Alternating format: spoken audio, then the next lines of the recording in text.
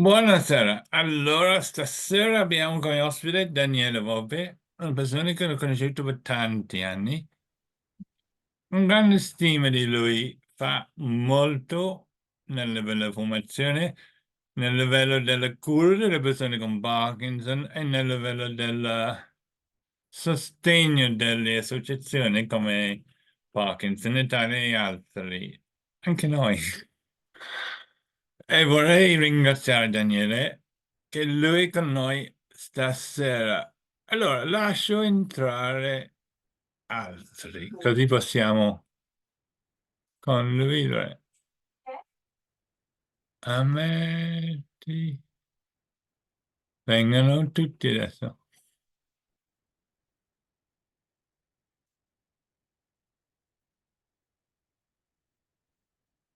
No, no.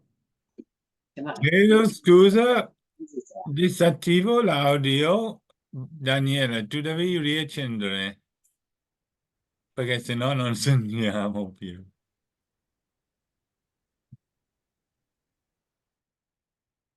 Puoi riaccendere, Daniele? Audio. È collegato? No, sono andata a fare In fondo a sinistra, Ciao Alex, forse posso fare io. vediamo un po'. Ciao Ermete.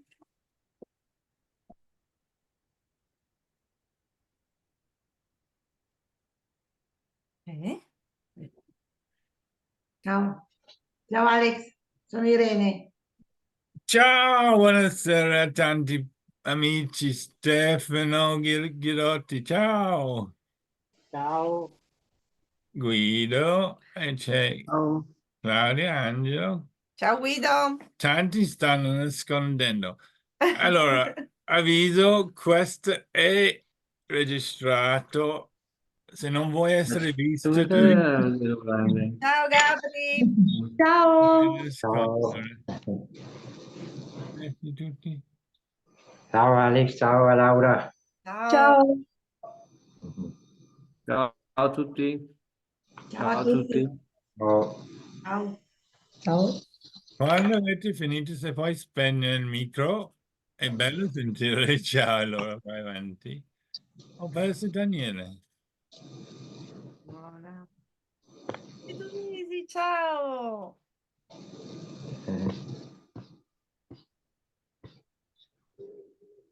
C'è qualcuno che... Buonasera. Ciao Alex, tengo il video chiuso perché sto cenando, però vi ascolto. Ciao, a dopo. Buonasera. Io sto mangiando, devo chiedere scusa. Um, ho perso Chi hai perso? Daniele.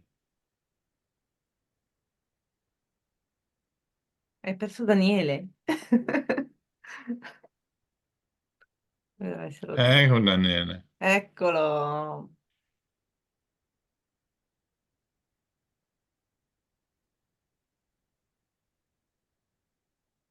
Dov'è? Pronto, pronto? Daniele, sei tornato? Eccomi qua, sì. Non so cosa sia successo, un blackout. Avevo spento l'audio. Sì. Allora, stasera è un po' diverso. Picchi tu? No, messaggio, niente. Stasera è un po' diverso perché vogliamo parlare non di FOS levodopa, infusione o le nuove terapie o neanche troppo l'aspetto farmacologico. Daniele Volpi è il direttore del Fresco Parkinson Institute di Fiesolo, Firenze, un grande istituto che fa un sacco di bene, lavora con un sacco di associazioni, incluso Parkinson Italia e anche con noi, e lavora anche con tanti ospedali, anche con Michael J. Fox, credo. Fox Foundation, anche con Amerigo. Lascio Daniele di introdurre. Spiega un po' il tuo titolo e che lavoro fa il Fresco Institute.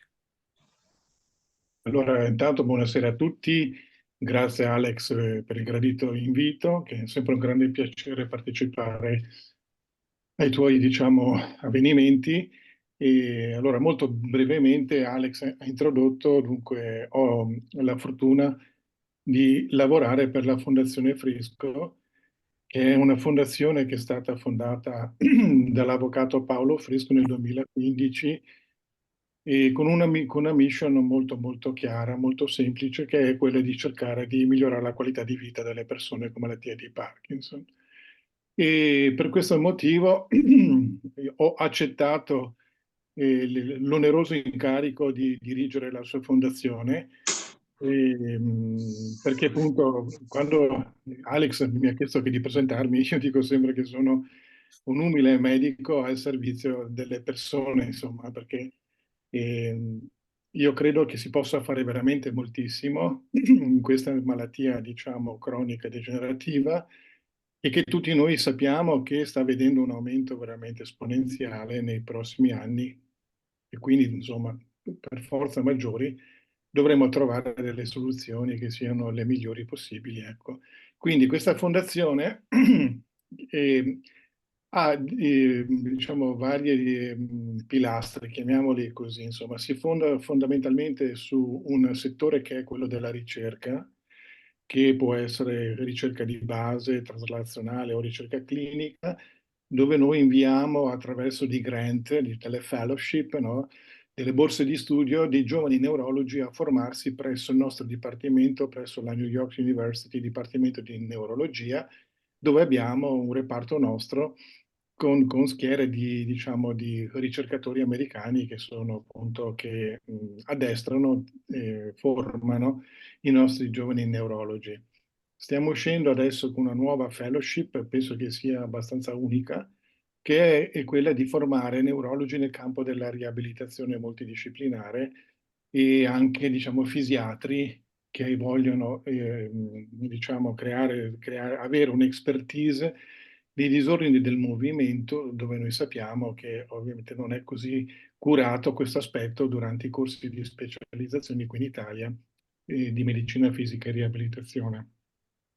Oltre diciamo, alla ricerca, il secondo pilastro è quello del modello di cura, cioè noi siamo impegnati fin dall'inizio nel cercare di imparare dagli altri modelli di cura in giro per il mondo per cercare poi insieme di identificare quello che potrebbe essere il modello di cura del futuro, insomma, che nel modo più esaustivo possa, diciamo, dare le risposte migliori davanti ai molteplici bisogni che, insomma, le persone con questa malattia presentano di volta in volta. E a tal proposito stiamo appunto lavorando con l'amico, lo chiamo perché è un amico, consentitemi, Bas Blum, che Alex conosce molto bene, che è un neurologo molto Grande conosciuto. neurologo. Sì, un grande neurologo che è sempre stato, diciamo, un visionario, un antesignano, lui ancora da neurologo ha sempre creduto ed investito in modelli di cura cosiddetti integrati e di tipo multidisciplinare e ha fondato il Parkinson Net, che è questa piattaforma che copre tutto il territorio olandese a livello territoriale e domiciliare. Insomma, ha già un ventennio di esperienza e ha pubblicato questo modello sulle riviste prestigiose scientifiche più È importanti. vero. Abbiamo fatto un centro con lui in Malta, un posto un po' strano. Tu Fantastico. sai di Malta perché arriviamo a te con un bus di 58 posti. Non so Ok. come arriviamo con quella strada lì, è stretto. È molto stretto, molto stretto.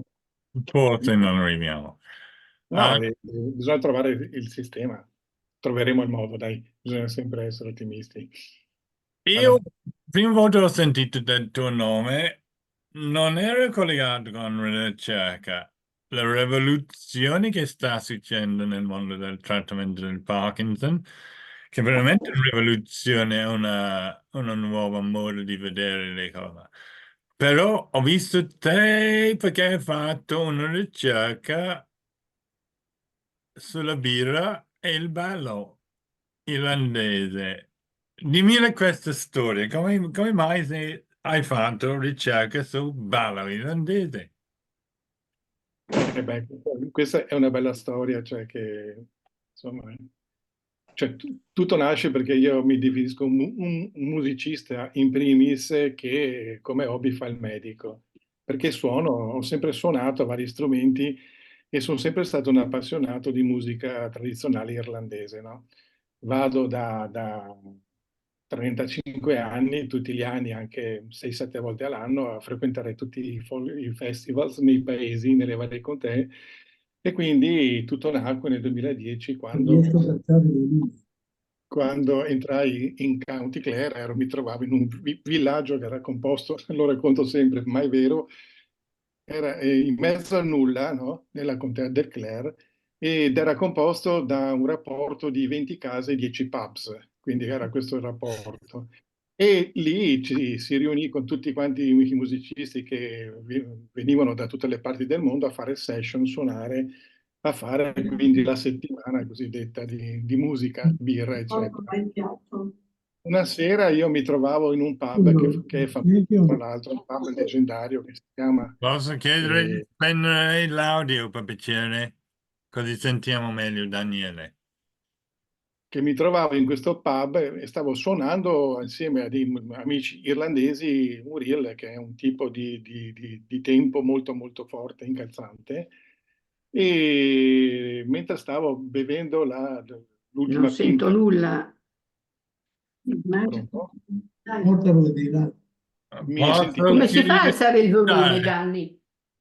posso chiedere di non Alza il parlare con volume, me. ma non vedo. Fammi vedere, sposta. Disattiva audio, ma il volume non lo vedo. Questo. Se disattiva audio, disattivo anche per Chi è te, quello lì? Daniele. È uno della riunione, non so chi è. Posso? Avanti. Ok, allora mentre stavo suonando, era notte inoltrata, all'ultima pinta di una lunga fila, alzai lo sguardo e vidi una persona anziana, avrà avuto 80 anni, che entrò nel pub con un canadese e con un tipico, diciamo, camino con un camino tipico, pronto? Avanti. Con un camino tipico da parkinsoniano, con il freezing, aveva proprio il freezing of gate, no? Che entrò con grandi difficoltà dentro il pub, che cercava di farsi spazio. Dopodiché io non gli prestai particolare attenzione perché ero preso tutto nel suonare. Dopo un paio di minuti alzai la testa e vidi che questo signore aveva gettato via il canadese e stava ballando in maniera Ho molto scritto alza il forte. volume, ho cliccato lì e ha preso ad andare. Mi sembra di averlo fatto anche prima. Adesso Sì. Vai avanti, Daniele. Sì, allora lì fu rimasto molto, cioè rimasi molto stupito, no? A vedere questo signore che ballava fluentemente. E al momento pensai, cioè, che fossero gli effetti collaterali della birra, no? Cioè della Guinness, perché è molto forte. E ho detto, ma what's going on? Adesso, che cosa sta capitando? Com'è il Guinness che funziona con Parkinson? Infatti, no, perché dopo ho avuto anche una prova indiretta, no, che dopo adesso che ti chiudo che la storia e allora entra anche che la Guinness. Allora, niente, rimasi molto colpito da questa cosa, chiesi quindi a questo irlandese musicista, Charlie Pigot, gli chiesi, ma che tipo di ballo sta ballando? Lui mi spiegò che era il real step del set dancing. Andai a studiarmi questo passo e mi accorsi che lavorava in quella fase del ciclo del passo dove la persona con Parkinson ha un blocco, ha difficoltà nel trasferire il carico monopodalico postero-anteriore nella fase di swing. Allora tornai a casa e organizzammo uno studio, un trial, cioè clinico, tanto di comitato etico, e per 6 mesi feci ballare i miei pazienti di Venezia, no? L'associazione, e pubblicammo i risultati, che è quel lavoro che insomma diventò veramente celebre, famoso, è il lavoro più citato che ho, per dire, no? E così andò a finire, però che cos'è che accadde? Accadde che il presidente della Movement Disorder Society mi invitò a presentare i dati al Movement Disorder Congress a Dublino, International. Perché era, cioè, allora ho detto bene, bene. E io che cosa ho avuto come brillante idea? Ho detto, io mi porto dietro anche i pazienti con i familiari, prendiamo l'aereo tutti insieme, eravamo una quarantina, Hai e preso la andiamo. birra anche? Aspetta, arriva la birra. E insomma, mi fanno parlare all'opening ceremony, no? 5.000, tu immagini di vedere 5.000 delegati, no? E io mi ero preparato bene, avevo fatto le mie slide e presento la danza irlandese, i passi, perché, i risultati, ma l'ultima slide mi ero messo d'accordo con i miei amici di venire sullo stage, sul palco, per dare una dimostrazione pratica, no, di quello che stavo dimostrando. Insomma, tu non mi crederai, saranno stati emozionati al massimo, ma erano bloccatissimi, non li avevo mai visti bloccati così, ma tutti proprio congelati. Hanno dovuto portarli su in due sul palco perché non riuscivano più a camminare. Tu puoi immaginare io come mi sono sentito in quel momento lì davanti a 5.000 colleghi stimatissimi internazionali. È partita la musica, si sono sbloccati, guarda, istantaneamente davanti a tutti, proprio come se avessero acceso l'interruttore e c'è stata una standing ovation, veramente, cioè, all'unisono, che è stato un momento veramente molto bello, molto forte. E da allora che praticamente questo tipo di ballo è stato esportato in tutte le contee d'Irlanda, perché loro, a differenza nostra, non hanno la fortuna di avere la riabilitazione che abbiamo noi, i centri di riabilitazione, perché noi ci lamentiamo, Cioè, però, confrontandomi con i paesi che stanno al di là dell'Italia, la situazione non è più rosea, anzi, in Irlanda loro se li sognano gli ambulatori nostri, i centri di riabilitazione, e quindi aver scoperto che la loro danza tradizionale aveva anche, diciamo, degli effetti riabilitativi nel migliorare l'equilibrio, la postura e anche il cammino, è stata una cosa importante per loro. Per cui adesso i vari contee continuano ancora a distanza di più di 10 anni a ballare e poi è stato esportato in tutti i paesi America, Canada, Australia, in tutti i paesi a matrice, diciamo, aerei, no? Quindi è stata una bella avventura. Dai, lei sa che lei ha fatto la PR inglese? sì, Dopo che è uscito il rapportino sulla ballo irlandese, il National Ballet Company di Londra ha fatto un'indagine sul ballet inglese, lo so. sull'effetto su Parkinson. Che bello. Lo so benissimo e c'è la mia carissima amica che è la Sarah Houston, non so se la conosci, che è una danzatrice, anche lei che ha fatto quella danza moderna sempre di Londra, no? Roehampton University. Sì, sì, conosco tutta anche la storia, però voglio dire, adesso è diventata una grande famiglia, cioè tutti Non i lo tipi di so. danza ci si trova ed è veramente bello, anche per esempio qui a Bassano con Dancewell, che lo conosci, no? Che si balla dentro i musei, che è una cosa meravigliosa, no? E vengono giù veramente sceneggiatori e anche, diciamo, ballerini professionisti più famosi come la Monica Gillette, Jasmine Coder, Leventhal, che lo conosci anche te, vengono a Bassano ad insegnare ai danzatori come far ballare che le persone con questa malattia. Quindi per me è una cosa veramente bella. Ottimo. Daniele, come sta l'avvocato fresco?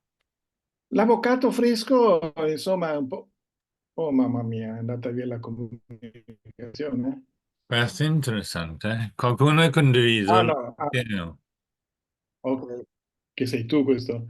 No, non è. L'avvocato fresco sta dai.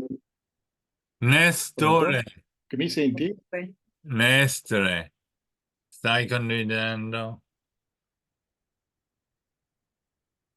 Allora,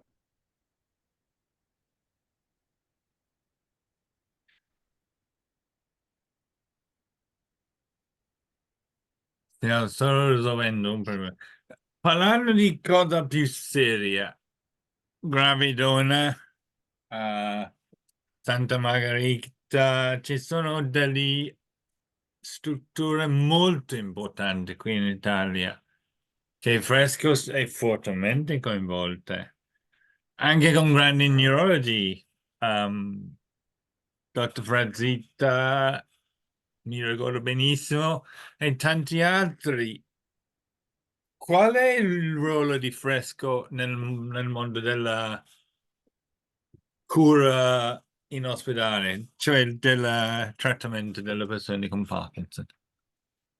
Sì, come ho detto, è quello di cercare di trovare il modello di cura, quello migliore deve essere di tipo integrato e multidisciplinare e per questo dove la riabilitazione è fatta in un certo modo sembra fare la differenza perché la scienza ormai lo sta dimostrando, è l'unica che è in grado di modificare il decorso della malattia, cioè questa è una cosa molto importante. E la Anche modifica Bass ha detto, anche medicina non fa niente, è il movimento che fa.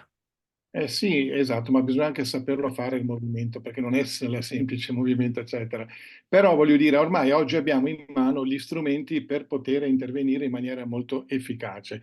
Quindi il Fresco ha sempre promosso e continua a promuovere questo. E una bella notizia che non so se l'ho condivisa con te è che Bas Bloem, lui di sua spontanea volontà, è venuto a trovarmi in Fondazione Fresco. E beh, al momento, ma non mi ha detto cosa voleva, ha detto, beh, verrà a trovarmi perché è un amico, ho detto, eccetera. E invece è venuto a farmi una proposta indecente. È venuto lì dicendo, guarda, io ho il Parkinson Net, giusto? Sono 20 anni che noi utilizziamo in Olanda con successo questo, diciamo, modello, però abbiamo un problema. Abbiamo visto dopo 20 anni che c'è un gap, c'è un problema grande. E qual è? Gli ho detto è quello che noi, finché il paziente è ancora in grado, diciamo, in una certa fase di malattia, di essere trattato a livello ambulatoriale o domiciliare, ok? E in Olanda va tutto bene, ma quando poi complica, ha detto noi li perdiamo. Perché ho detto basta, li perdete? Perché noi in Olanda finiscono in casa di riposo. Ha detto, noi non abbiamo strutture come quelle vostre della Fresco che possono essere Gravedona, Villa Margherita, dove voi prendete il paziente ancora complicato e dopo 4 settimane di trattamento intensivo di tipo multidisciplinare siete in grado di rimetterli di nuovo, rimandarli a casa e quindi sul territorio. Quindi, e quindi lui è venuto per proporre di unire le due cose, no? E ha detto, noi siamo paradossalmente la metà della mela, che se uniamo le due mele, le due metà, avremo probabilmente insomma, la soluzione del futuro, the best model of care, come dice lui, in the future, in incoming future. Però per fare questo, che cosa ha fatto lui? Ha detto facciamo un'application al grant europeo e abbiamo vinto. Adesso abbiamo vinto un grant europeo molto importante sul quale cominceremo a lavorare questa grandissima avventura tra Olanda e Italia. Quindi penso che sia veramente una cosa importante, una grande opportunità che si sta presentando e cercheremo di fare del nostro meglio per poter fare un bel lavoro, ecco. Ottimo, posso aprire questo discorso anche ai nostri ospiti? Se vuoi parlare, se sai come alzare il mano, ancora meglio. Se non sai, meglio mettere nel chat, se riesci. Se non sai come funziona il chat, basta parlare. Se qualcuno ha qualche domanda sul lavoro. Devo dire, la formazione che Fresco fa è veramente avanti, è molto patient focused, focalizzato sul paziente, sulle esigenze delle persone con Parkinson, veramente di altissimo livello. E sta facendo un sacco. Per una persona che deve vivere in Irlanda, devo dire, Daniele, tu hai fatto tantissimi buone cose e adesso inizi un altro con Bass. Ottimo, complimenti.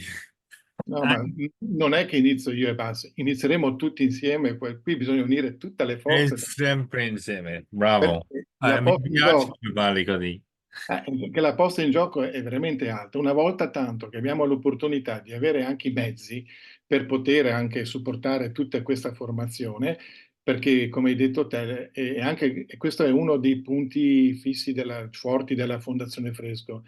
Noi fortemente crediamo che alla base di qualsiasi progetto, di qualsiasi, diciamo, iniziativa, ci vuole una buona formazione dei professionisti, ma una formazione non solo per le singole discipline di professionisti, dico per fisioterapisti, logopedisti, assistenti sociali e quant'altro, ma anche ad insegnare a queste diverse professionalità di lavorare insieme, perché una delle cose più difficili, quello che si sta vedendo nella formazione oggi, è che si sta crescendo, come si dice, per binari paralleli, per silos, ma non si comunicano tra di loro, perché È c'è vero.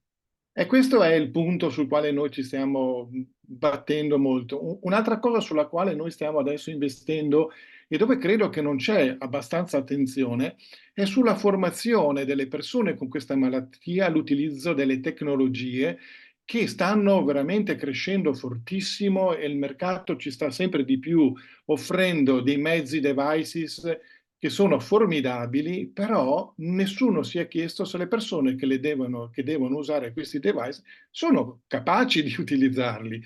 Allora siamo partiti con dei corsi coinvolgendo i ragazzi del liceo scientifico ad indirizzo informatico a formare i pazienti delle associazioni qui locali a come si accede al device, come lo si utilizza, come lo si legge, perché purtroppo il dato di fatto è che c'è un grande gap, c'è un grande divario perché noi diamo, ripeto, per scontato che tutti sappiano utilizzare. Il sottoscritto, che io appartengo ormai alla vecchia generazione, io ho avuto difficoltà a farmi lo speed. Cioè, voglio dire, non è sempre così facile, immediato l'utilizzo anche del cellulare e quant'altro. Quindi dobbiamo anche investire in questo campo qui, che è un campo che vedo che però non viene assolutamente considerato. Che rischio, se no, signori, è che avremo delle Ferrari a disposizione, ma non le sapremo guidare. Daniele, devo dire, c'è in arrivo una cosa che spaventa me. Io ho 60 anni, 59 anni più, no? Intelligenza artificiale, quello proprio mi spaventa, ma Anche a probabilmente me. è una buona cosa. Abbiamo un commento da Adriano Vanin, detto bene. Lui ha fatto il corso di Dancewell Sì. per Franco, complimenti veramente, ma sta facendo difficoltà di trovare qualcosa simile a Castelfranco. Sì, Eh, però allora qui è fortunato perché vive nella regione Veneto, per cui a settembre partiranno i corsi con la regione Veneto, sempre col professor Blum, perché ormai stiamo siglando la lettera di intenti tra Regione Veneto, Parkinson Net olandese, la Fondazione Fresco, l'Università di Padova e Parkinson Italia, proprio che saremo tutti partner, che faranno partire nel Veneto, formeranno tutti i professionisti, cioè chi vorrà lavorare con i Parkinson, fisioterapisti, dovrà fare questi corsi qui. Che quindi fisioterapisti, cominciamo, terapisti occupazionali esatto. e logopedisti. Ecco, quindi anche a Treviso arriveranno dei professionisti firmati quindi si parte a settembre, non è che... E in più a Treviso c'è anche l'intenzione di avviare il progetto di Casa Parkinson. Così è stato chiesto proprio da Giovanna Grando, che è la presidentessa dell'associazione. Mi sembra interessante. Sì, perché voi conoscete il progetto Casa Parkinson? Sì, parlavo spesso con Milano perché Bass ha fatto un lavoro con Zambon Sì, e, sì, e parlo spesso con loro. C'è una richiesta che è un po' difficile da rispondere. Centri come Villa Margherita, centri MIRT del professor Baffita e lo stesso European Parkinson Service Center sono equivalenti, ma hanno approcci un po' diversi. Dal punto di vista della professionalità, tutti i nostri sono mandati all'estero per fare un post laurea in fisioterapia neurologica o LSVT o quello che è. Allora, il livello di professionalità simile, metterei i medici nell'ospedale a un livello più alto.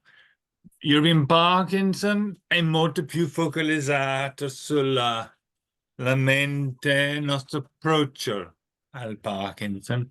Io ho 20 anni di Parkinson e sono ancora qua. Spero di essere ancora fra 20. E lavoriamo molto sull'aspetto fisico e l'aspetto di, diciamo, di stile di vita. Tutti che escono da noi escono cambiati. Tutti escono da Vero Margherita, lascio Daniele di rispondere. Ma il professor Fraziti non lavora più, credo, a Gravedona. Lui ha Mirt. Mirt è un ottimo protocollo. È un po' focalizzato sul movimento, che è un problema perché le persone con Parkinson hanno una tendenza quando escono dall'ospedale di essere leggermente apatici. Allora cominciano a fare un po' meno movimento e avendo ridotto le medicine trovano alcune volte in difficoltà. Succede. Però vuoi rispondere a quella domanda, Daniele? È una domanda, sì. Allora, e tutti e tre queste, diciamo, strutture che sono state organizzazioni dunque citate, tutte e tre puntano molto anche sulla riabilitazione di tipo multidisciplinare, sia cognitiva-motoria e quant'altro, eccetera. La diversità tra il MIRT attuale, diciamo, del professor Frazzita e gli altri due è che il dottor Frazzita ha un po' in qualche maniera si è rifatto al modello olandese Parkinson-Net, cioè a livello Sì, ambulatoriale. A livello arrivo qua. ambulatoriale. E, ecco, mentre gli altri due a livello, come si dice, di residenza bisogna ovviamente essere ricoverati o stare ovviamente soggiornare, mettiamola così. E, diciamo che il lato io sono abbastanza, diciamo, favorevole al fatto di non ricoverare. Io parlo del mio perché meno si ricovera. Però è anche vero che i risultati ovviamente indicano che la possibilità di ricoverare una persona allo stato attuale col sistema sanitario nazionale, ricordiamoci che abbiamo ancora il sistema sanitario nazionale, ci consente di attuare un programma che non è sostenibile a livello ambulatoriale in termini sia di completezza ma anche di intensità.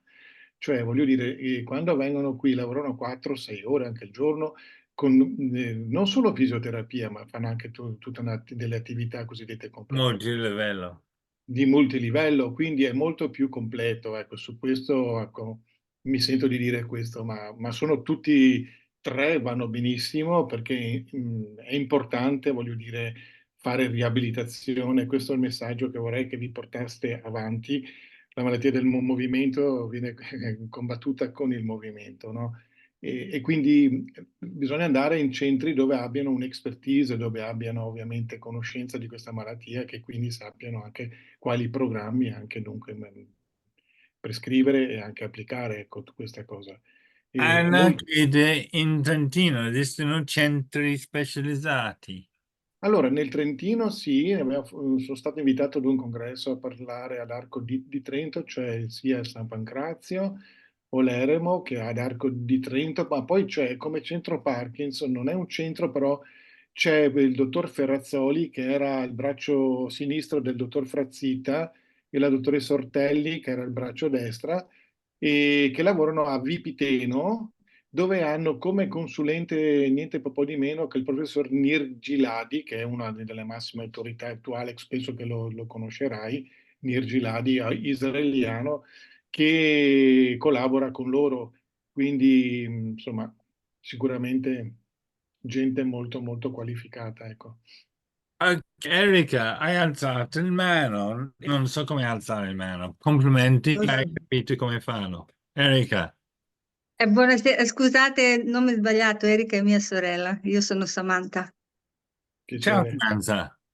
Buonasera a tutti, io ho ascoltato il dottor Volpe, buonasera, vi saluto, io vivo in Olanda, faccio Wow. parte di Parkinson Net, conosco il dottor professor Bastian Blum ho Parkinson da quasi 10 anni.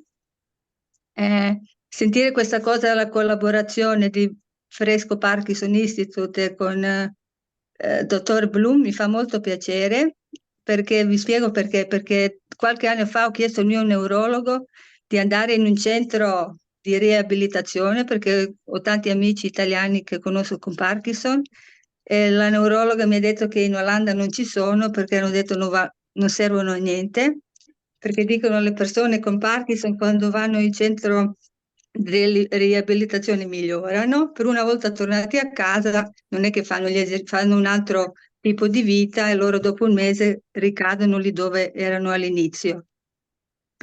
Per fortuna hanno cambiato l'idea, perché io quest'anno purtroppo il mio stato parkinsoniano molto peggiorato e mi è stata proposta una riabilitazione in un centro, Klimendal, vicino a Nijmegen, dove lavora anche, è una cosa nuova, l'hanno aperta l'anno scorso. Non Ottimo. so se lei è a conoscenza, dottor Volpe, il Klimendal si chiama un centro riabilitativo per tutte le malattie Sì, e sì. dall'anno scorso è anche per Parkinson, però è così, io dovevo lì entrare un mese fa già, però vedo che devono ancora cercare, perché a me all'inizio dell'anno mi hanno messo la duodopa pompa, la vecchia, infatti ho chiesto perché in Italia i miei amici hanno tutti quella cosa moderna, io invece ho ancora il vintage Nintendo anni 80, però va bene. Mi hanno messo questo e non andava tanto bene, mi hanno proposto questa riabilitazione, però ancora aspetto di andare perché non sanno come si usa la pompa, non sanno conoscenza come comportarsi con malattie di Parkinson.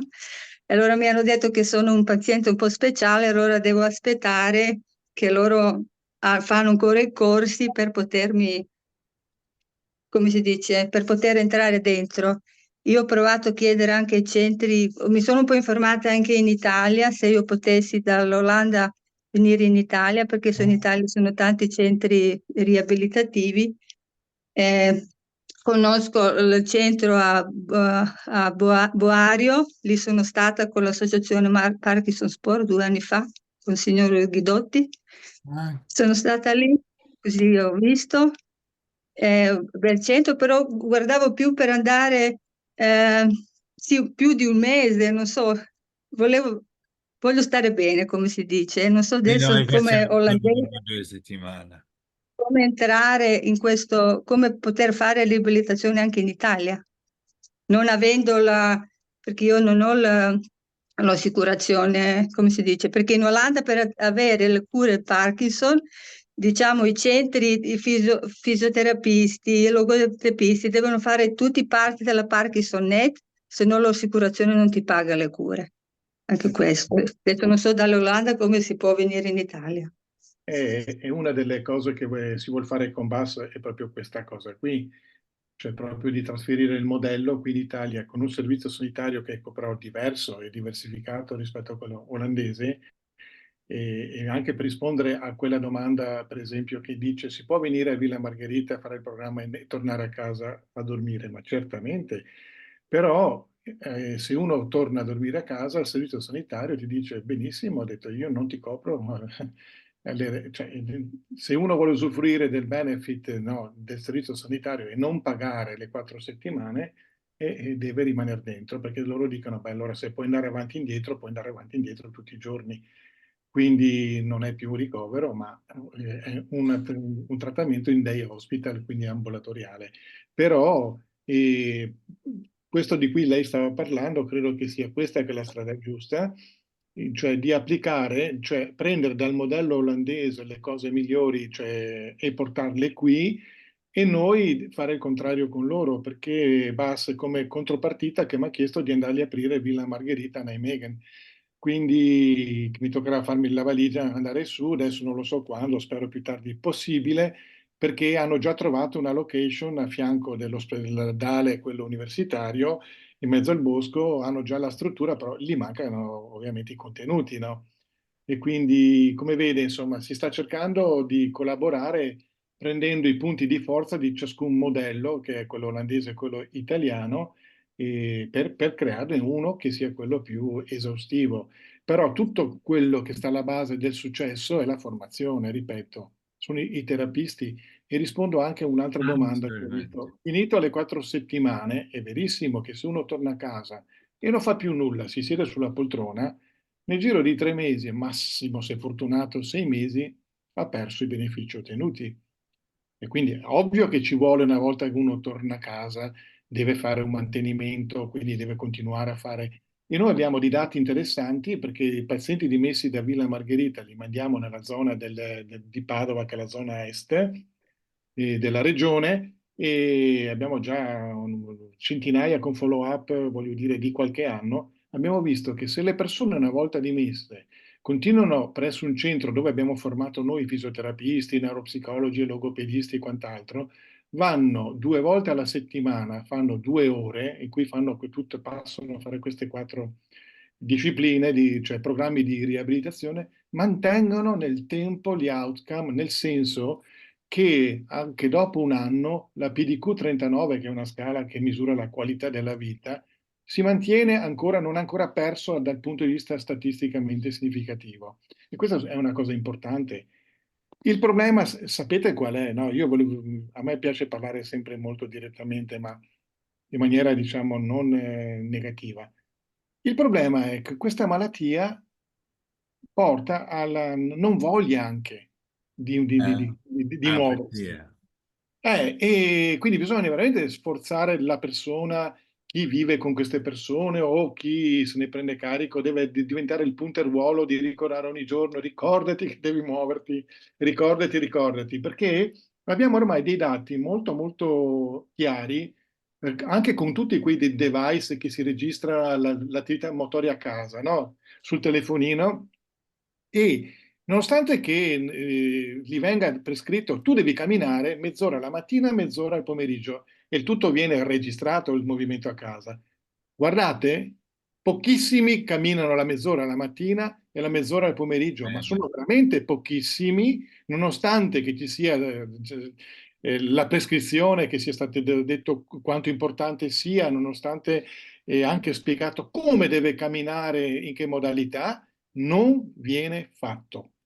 E questo è un problema. Quindi anche con questi device che vengono dati e poi ci vediamo, secondo me non hanno la validità che dovrebbero avere. Bisogna ogni giorno fare un reminder, ricordare alle persone: guarda che ti ho visto che sul telefonino, no? Ho visto che ieri non hai fatto la mezz'ora, quindi oggi devi farla. Proprio stare come un pitbull dietro, perché se no non si va avanti. Io devo quotare Bass perché lui ha detto una frase che è ormai famosissima. Noi lavoriamo in 45 paesi che vengono al nostro centro, non solo in Italia. Allora siamo un po' diversi, un po' ibrido. Però lui ha detto una cosa molto saggia. Ogni volta che noi incontriamo di parlare di terapia per Parkinson o di Parkinson, dovrebbe essere presente una persona con Parkinson.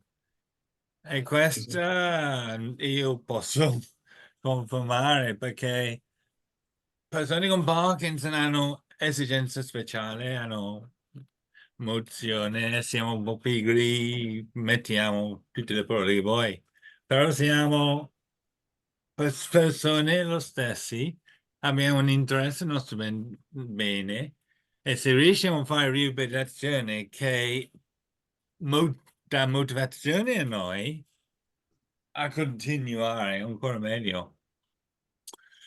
Renata, Buonasera, volevo dire qualcosa. In effetti l'importante è soprattutto dell'informazione, perché molti pazienti, ma anche neurologi, non sanno neanche della neuroplasticità, dell'importanza della fisioterapia e magari ti aumentano la dopa con tutti gli effetti collaterali che noi sappiamo. Questa informazione presuppone una formazione, cioè questi sia neurologi sia fisioterapisti devono essere formati, ma formati anche ad ascoltare fare il paziente col Parkinson, perché se io dico una cosa è perché io la vivo, la sento, ha un valore maggiore di quel passivo di assumere una sostanza. Faccio un esempio, per esempio, ho parlato con alcune colleghe di avventura, io così le definisco le mie amiche, io ho 20 anni di Parkinson, quindi sono andato 5 volte all'Europeon da Alex e penso che ci riandrò, però penso che è importantissimo creare una rete dove si devono creare delle piccole cellule locali dove in effetti puoi continuare quello che hai imparato da Alex, però anche io, un po' perché sono stata ancora impegnata nel lavoro fino adesso, ma comunque anche io all'inizio li faccio gli esercizi e poi non li faccio più. Però se ci sono delle piccole unità che siano sia in presenza che tramite web, dove tu in effetti sei stimolato dall'incontro con altre persone che hanno il tuo stesso problema, creare delle piccole cellule dove ci incontriamo, chi può venire viene, chi non può venire si collega tramite internet per fare gli esercizi. Non grandi centri che stanno lontani, soprattutto noi al sud che non abbiamo proprio. Aiutateci a creare questa rete di informazione, formazione, esercizi, attività, associazione Empatia. empatia, simpatia, perché automaticamente si supera anche l'isolamento, diventa partecipazione. Allora tu invece di chiuderti dentro, avvilirti, deprimerti, sei portato a condividere, a migliorare tu e anche gli altri, perché nel momento in cui lo dai, tu ricevi e questo lo sappiamo tutti. Questo penso che sia la cosa che dobbiamo fare con Fresco Parkinson. Io personalmente sono a disposizione perché tra poco andrò piano piano in pensione, part-time, però sono a disposizione perché voglio fare qualcosa per me e per gli altri. E per cui cerchiamo di organizzarci, ognuno nel suo, portando la sua esperienza, portando le sue competenze, portando eh, la sua passione, perché le cose si devono fare con passione. E noi la passione ce l'abbiamo perché noi vogliamo stare bene, vogliamo vivere, vogliamo, non dico guarire, ma vogliamo resistere.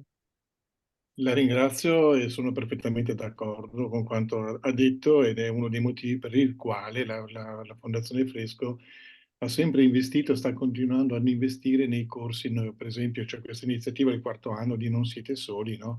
L'appuntamento ogni giovedì alle 5 dove si affronta un tema che viene proposto da voi, cioè viene raccolto proprio dalle vostre suggerimenti, richieste e quanto importante sia, diciamo, l'informazione. E porto sempre un esempio banale, ma che cambia la qualità della vita, se uno lo sa o meno, è stata la puntata sui disturbi urinari, no? Molti dicevano che no, durante la notte dovevano scendere 2 o 3 volte dal letto perché dovevano andare in bagno, cadevano, c'era il rischio. È bastato che il docente spiegasse di bere durante l'arco della giornata fino alle 5 del pomeriggio, dopodiché non introdurre più liquidi.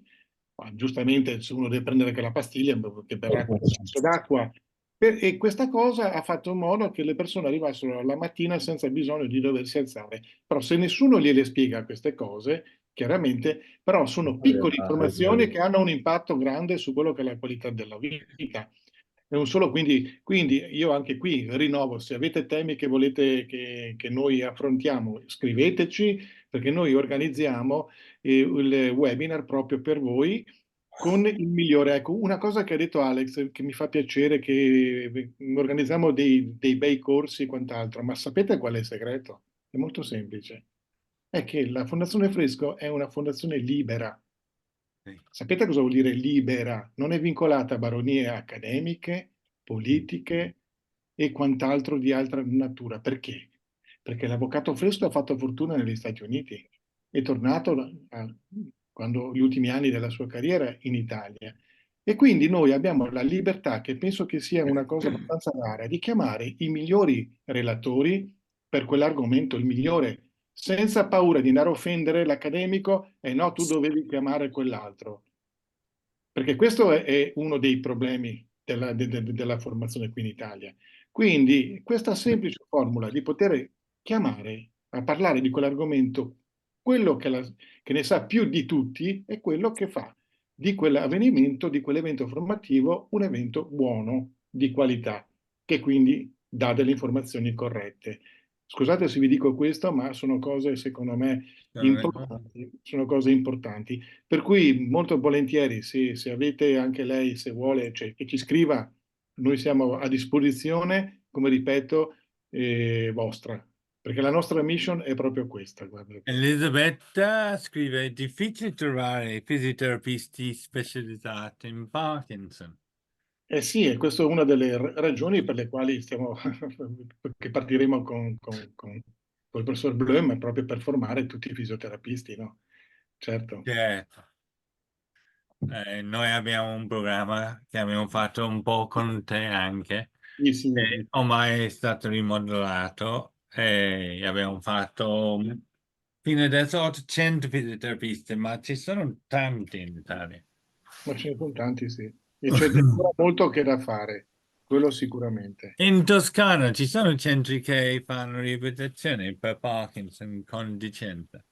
Allora, c'è Casa Parkinson, che è questo progetto che abbiamo messo, che si tiene, però il quale è un po', abbiamo cercato di prendere Villa Margherita o Gravedona e poi portarla praticamente a livello di un distretto sociosanitario per abbattere il problema della notte, tutta la parte alberghiera, no? E abbiamo formato tutti i fisioterapisti, tutto il personale infermieri di questa casa, di questo, diciamo, centro che è nel distretto sociosanitario Isolotto, il centro di Firenze. I primi risultati già su 400 pazienti sono veramente incoraggianti, perché siamo partiti con il piede giusto, insegnando al team come si lavora insieme, quindi facendo anche delle simulazioni di casi clinici, dove tutti intorno a un tavolo dovevano ovviamente discutere il progetto e confrontarsi e redigere quindi quello che era un progetto riabilitativo multidisciplinare. E io credo che è interessante questo, interessante perché potrebbe essere, diciamo, un modello molto percorribile, molto più anche dal punto di vista dei costi, più sostenibile.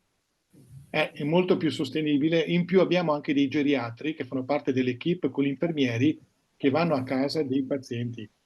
E anche questa è una cosa molto importante. Cosa pensi della riabilitazione per Parkinson online? Allora, quello che ho detto prima, nel senso che serve, dove ovviamente dove le persone che non possono accedere, però a due condizioni. La prima è che chi sta dietro al computer come docente, il fisioterapista, sia un fisioterapista formato. Primo. Secondo, che deve essere sempre in diretta, non registrate. Cioè, deve essere una sessione come adesso, noi siamo qui insieme, il terapista mi dice facciamo i movimenti, il terapista vede, li controlla e tutto. Così funziona, ma se il terapista dà i compiti per casa oppure vi manda la videoregistrazione, i risultati non sono buoni. Paola. Buonasera, io ho alle spalle, diciamo, un certo numero di anni, di decenni, se vogliamo, di Parkinson, perché io ho un esordio tra i 12 e i 14 anni. E oggi ho 50 anni e ancora, diciamo, resisto nella vita quotidiana, però ho proprio questa difficoltà a gestire l'attività fisica con persone qualificate. Allora, io sono stata in un centro di riabilitazione prima del Covid, poi è diventato un centro Covid e ce lo siamo persi. Sono uscita da quel centro di riabilitazione che correvo, che giocavo a pallavolo, per dire. Ho 2 figli, per me è importante questo. Oggi diciamo che gestisco autonomamente l'attività fisica, non ho un centro di riferimento, non ho personale formato appunto di riferimento. Io vivo in Abruzzo e quindi per me insomma è un po' più complicato. Io mi curo a Milano e vivo in Abruzzo. Ora stiamo creando, appunto, ho sentito anche con quale passione anche la signora di prima proponeva appunto queste reti diciamo anche di pazienti, perché in realtà ci sono, cioè non per tutti ci sono le stesse, anche le stesse necessità. C'è chi è più giovane, magari ha i figli piccoli e ha una gestione della vita differente. Chi è più avanti negli anni, fortunato, perché io ritengo fortunati quelli che comunque l'hanno scoperto più avanti negli anni e quindi hanno una gestione forse anche un po' più tranquilla di questo tipo di malattia. Per esempio, c'è mia madre che a lei è stato scoperto così di recente, neanche un anno fa, ha quasi 80 anni, quindi diciamo è una gestione molto più sì, molto più tranquilla. Io ho dovuto lasciare il lavoro, insomma, ci sono state delle cose. Ora, a livello, diciamo, a livello di supporto anche emotivo, è importantissimo questo, è importantissimo trovare delle persone, perlomeno con, in un certo senso, con delle necessità simili.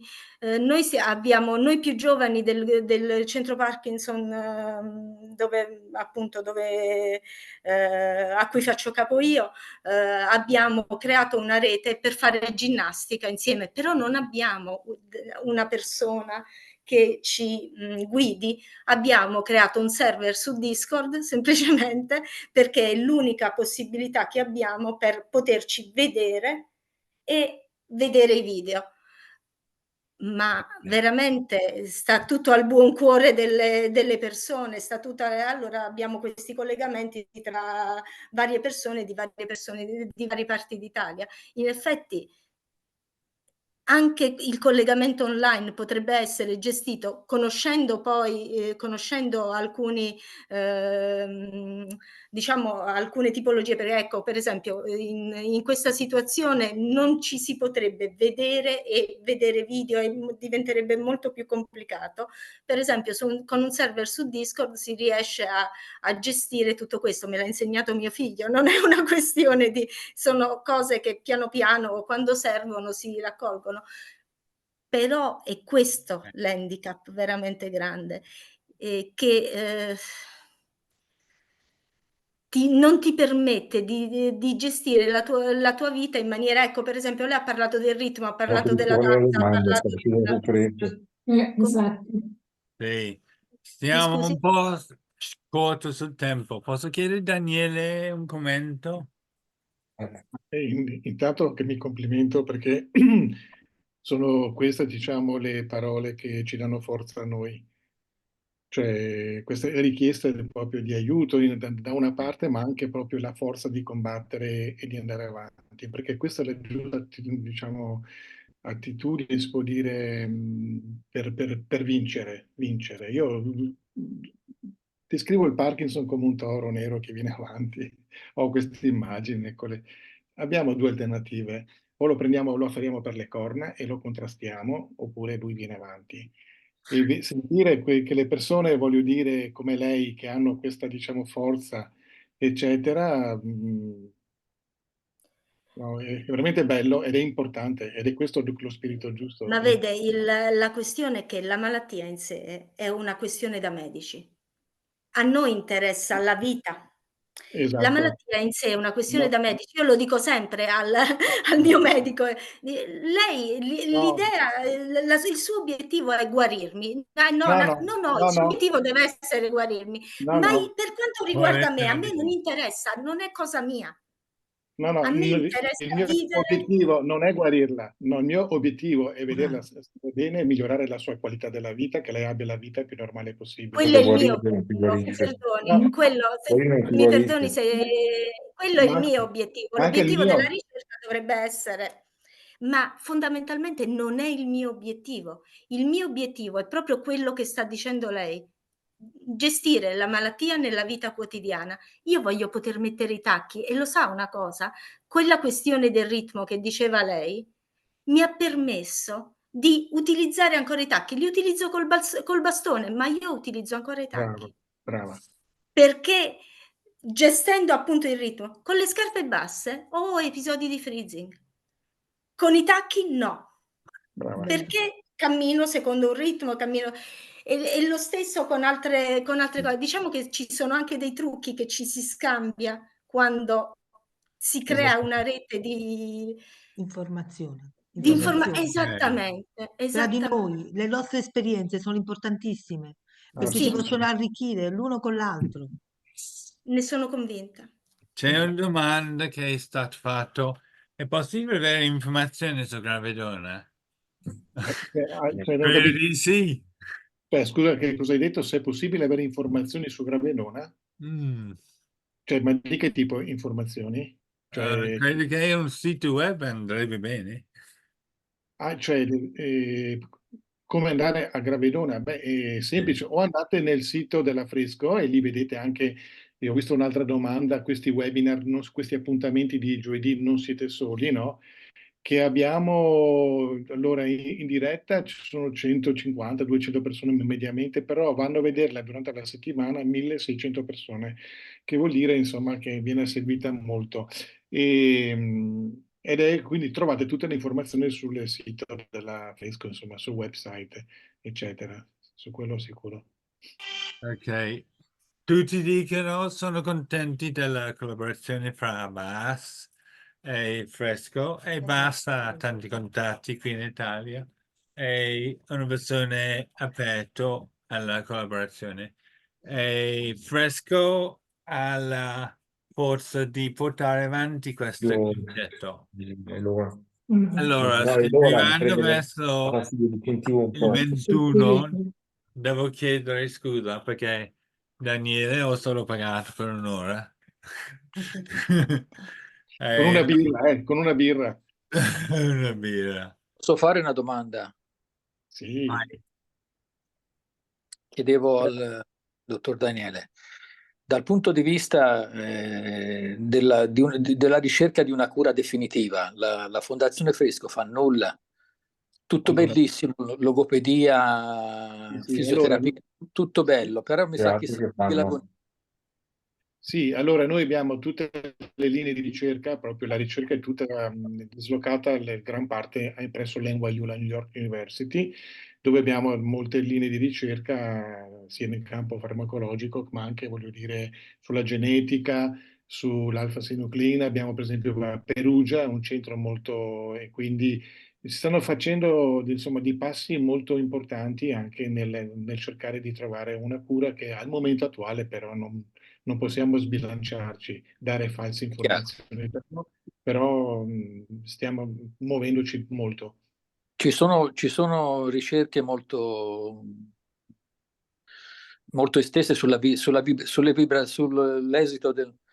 bontà delle vibrazioni. È a conoscenza dei guanti vibrotattili del dottor Tass, lei?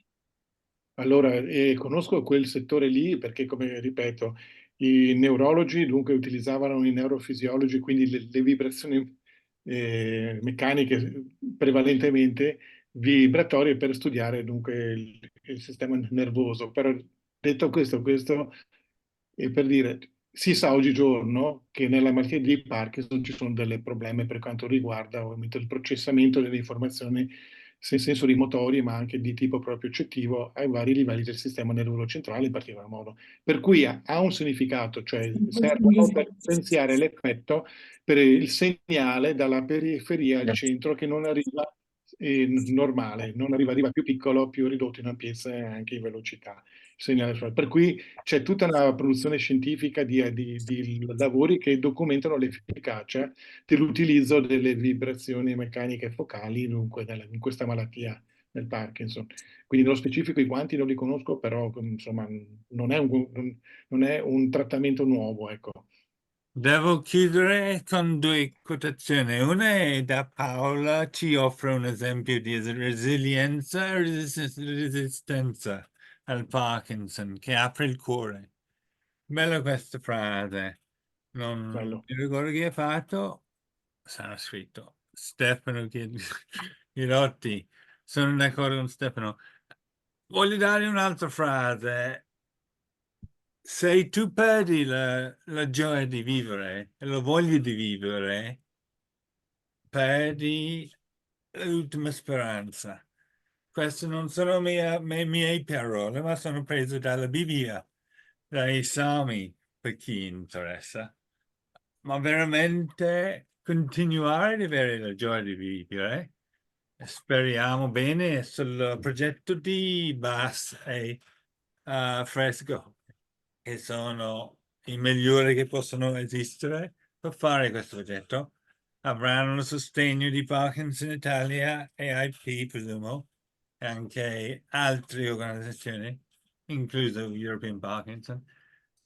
E ci vediamo fra un mese, Daniele. Grazie. Sì, è meno di un mese, meno di un mese. Ah, lo so. Il 27.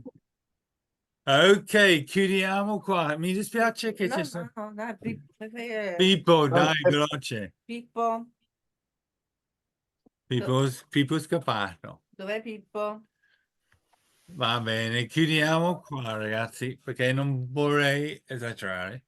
Richiediamo, Daniele, se ha tempo, magari fra qualche mese, qualche anno, di dare un update sul progetto e la situazione.